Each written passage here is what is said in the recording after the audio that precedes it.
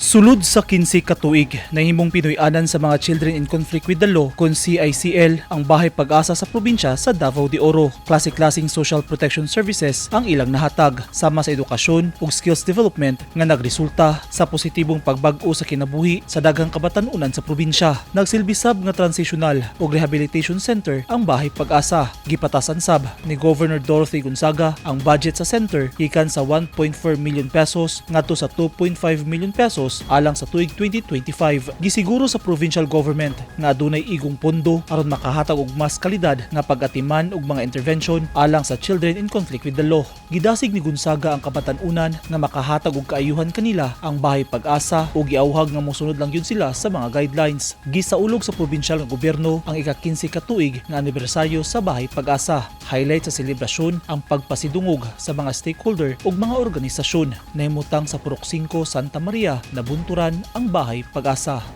Eugene Hinutan, Newsline Philippines. Stay safe.